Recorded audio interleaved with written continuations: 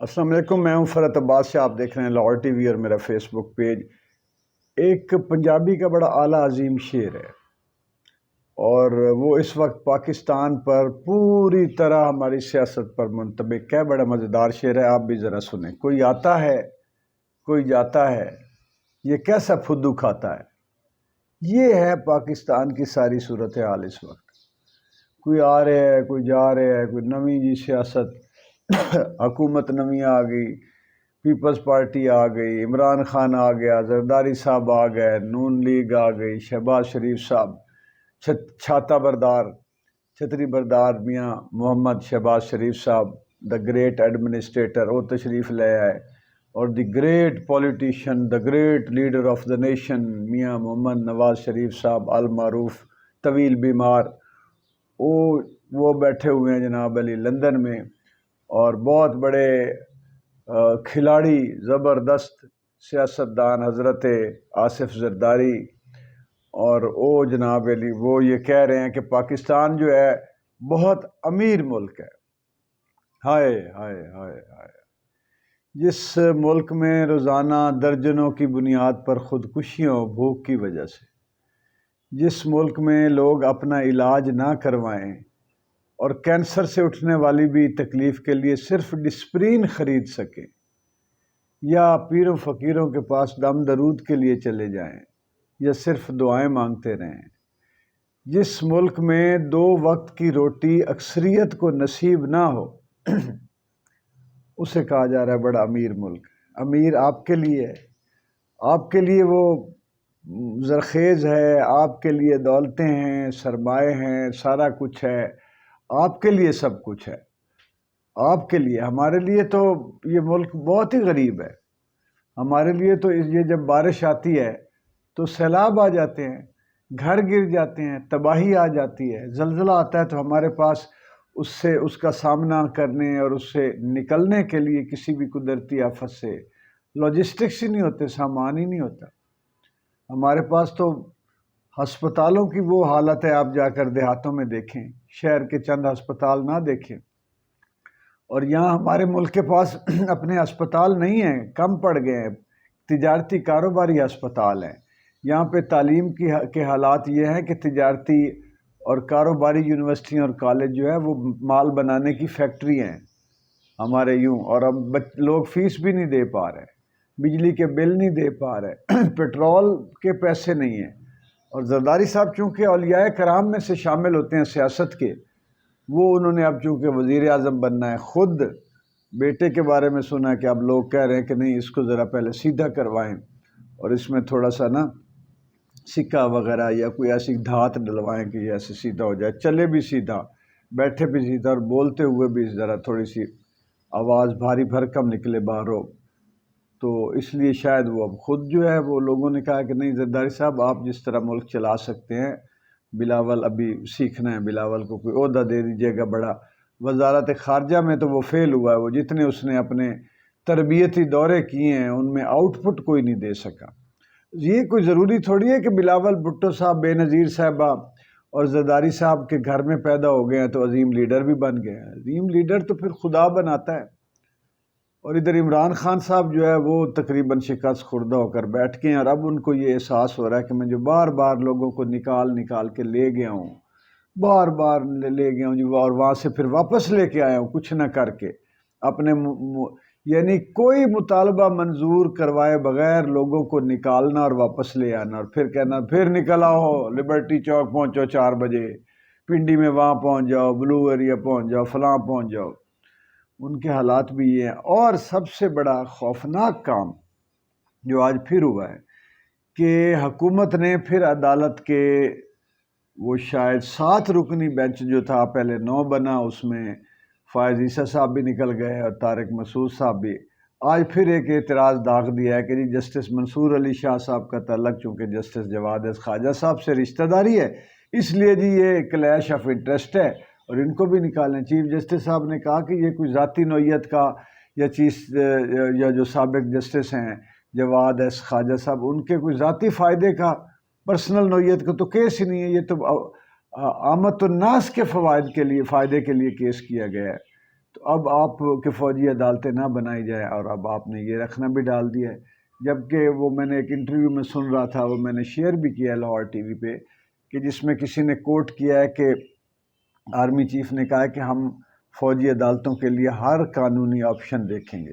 اب قانونی آپشن تو نیشنل انٹرنیشنل لیول پر جو لوگ مبصرین بتا رہے ہیں وہ نظر نہیں آ رہی قانونی۔ اب یہ اور یہ حکومت ہے، یہ تو قانون شکنی قانون کو دھڑ میں ڈالنے ہیں۔ ٹٹو دھوڑ پانڈے ماہر ہے نون لیگ اور سارے سیاستدان، اور انہوں نے ٹٹو دھوڑ پا دی تو انہوں نے اعتراض کر دیا، انہوں نے کہ یار یہ تو جسٹس صاحب جی منصور، حالانکہ اس وقت پہلے بھی جسٹس منصور علی شاہ صاحب نے 2 دن پہلے کہا ہے کہ اگر میرے پر اعتراض کوئی آپ کو ہے تو میں اس سے نکل جاتا ہوں، اٹھ جاتا ہوں۔ اس دن انہوں نے اٹارنی جنرل صاحب نے کہہ دیا نہیں جی ہمیں آپ پہ کوئی اعتراض نہیں۔ آج انہوں نے کہا جی اعتراض ہے، ہمیں تو اوپر سے ہدایات ملی ہے۔ تو یعنی اتنی نان سیریسنس، بلکہ ہوں یہ غیر سنجیدگی سے نکل گیا معاملہ، یہ صفاقی اور بے رحمی کی طرف آ گیا کہ آپ پوری قوم کو دکھا رہے ہیں کہ یہ جو عدالتیں ہوتی ہیں یہ ہم سے باہر نہیں ہوتی، ہمارے اختیارات سے یا ہمارے خلاف فیصلہ دینے کی اہل نہیں ہوتی، جو ہم چاہیں گے فیصلہ لیں گے۔ جس طرح آپ نے 90 دن والے آئین کی شک کو جو رولا ہے، جو بے تکریم کیا ہے، بے توقیر کیا ہے، وہ دل خون کے آنسو ہوتا ہے۔ عدالتیں وہ اب جسٹس ان کو بھی اچھا ہوا ہے ایک لحاظ سے کہ ہمارے عدالتوں کو، ہمارے جسٹس جج صاحبان کو پتہ چلا ہے کہ آپ لوگ جو ہے نا، جو عوام بیچاری وہی ہے مانتی آپ کے فیصلوں کو، یہ جو مقتدر طبقہ ہے، جو طاقتور لوگ ہیں، ان کے لیے آپ کی حیثیت ککھ نہیں ہے، کوئی حیثیت نہیں ہے، نہ عدالتوں کی، نہ ججز کی، نہ انصاف کی، نہ قانون کی، نہ آئین کی۔ یہ اس ملک کی صورتحال بن رہی ہے۔ اب اس میں جو ایک اور المیہ یہ ہے کہ ادھر تو اسٹیبلشمنٹ کی کوشش یہ ہے کہ وہ جو 9 مئی والا واقعہ ہوا تھا اس کا کوئی ایک امپیکٹ کریٹ ہو جائے اور لوگوں کے ذہن میں یہ بات آ جائے کہ شہداء کی بے تکریمی کی گئی ہے اور فوج کے ساتھ آمنے سامنے ہونا یہ ملک کو کمزور کر دیتا ہے اور یہ بہت سنگین جرم ہے۔ اور اس کے بعد یہ حکومت جو ہے وہ فوج کو ہی آگے کر کے مدعا یہ ڈال دیتی ہے کہ جی یہ ہم تو یہ فیصلہ یہ بھی نہیں ہونے دیں گے فوجی عدالتوں والا۔ اب اگر اس میں یہ جو سیاسی مقاصد حاصل کرنے کے لیے فوجی عدالتوں کا بنانا اس طرح، وہ عوام پھر یہ سمجھے گی کہ فوج ہی پھر ہم پر اسی طرح کے ظلم ڈھا رہی ہے یا ڈھانا چاہتی ہے یا ماورائے قانون و آئین ہے۔ یہ تصر ادھر سے کچھ ٹھیک ہوتا ہے تو ادھر سے پھر وہ یہ کوئی نہ کوئی ایسا کھیل جاتے ہیں یہ پی ڈی ایم والے کہ وہ فوج کو درمیان سے نکلنے نہیں دے رہے۔ اور اب پتہ نہیں کہ اسٹیبلشمنٹ کی سوچ اس میں کیا ہے، کہ کیا وہ واقعی سیریسلی یہ سوچ رہے ہیں کہ پی ڈی ایم والے جو فیصلے کر رہے ہیں درست ہیں، یا یہ وہ جو پی ڈی ایم فیصلے کر رہی ہے خود ان کے فیصلے ہیں، یا کسی کو کچھ سمجھ نہیں آ رہا ملک کی اس صورتحال میں۔ کم از کم اتنا بھی ان کو مجھے لگتا ہے سمجھ نہیں آ رہا کہ ملک کی صورتحال خراب ہے، نازک ہے۔ آپ حکومت تشدد سے، ظلم سے، پھر الیکشن اپنی وہی مینج کر کے نہ دن نہ الیکشن میں کر کے جیت جائے گی، اس سے ملک کو کوئی فائدہ نہیں ہونے والا، عوام کو کوئی نہیں ہونے والا۔ یہ چلو عوام کو تو آپ مقصد ہے کہ لعنت بھیجیے پاکستان کی عوام کی کیا حیثیت ہے، کیا وقت ہے آپ لوگوں کی مقتدر طبقے کی نظر میں۔ کم از کم جس ملک پر آپ نے راج کرنا ہے وہ ملک تو اچھے ملک پر راج کرے نا۔ کمزور، مرے ہوئے، لا قانونیت کے مارے ہوئے، غیر آئینی آئین کے مارے ہوئے، آئینی بے توقیری کے مارے ہوئے، جہاں پہ انصاف موجود نہ ہو، جہاں پہ امن نہ ہو، جہاں پہ لوگوں کے دلوں میں قومیت کا تصور برباد ہو جائے، اس ملک پر اقتدار تو پھر نہ کرے نا۔ یا دوسری پھر یہ ہے کہ اقتدار جو ہے پھر صرف ذاتی مفاد کے لیے اقتدار ہے کہ جتنا کچھ پڑا ہے لوٹ شوٹ کے لے جاؤ، لٹو تو پھٹو، پھر تو یہی ہے نا ساری صورتحال۔ تو اب جو لوگ ہیں عوام کی، میں آپ کو بات بتا رہا ہوں کہ عوام کے دل سے لمحہ بلمحہ ملک کا تصور، وطن کا تصور حب الوطنی کا تصور، قومیت کا تصور، عظیم قوم کا تصور، قائد اعظم کی توقیر، عزت، آبرو، اس کے نظریے کا احساس اور علامہ اقبال کے خواب کی پاسداری، یہ عناصر اتنی تیزی سے معدوم ہوتے جا رہے ہیں کہ آگے پھر یہی ہوگا، وہ قائد اعظم کا پاکستان، علامہ اقبال کا پاکستان جو ہے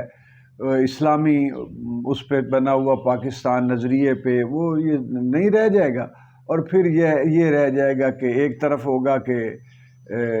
مرے ہوئے لوگوں کا پاکستان، اور دوسری طرف ہوگا کہ لوٹ کھانے والوں کا پاکستان۔ بہت شکریہ۔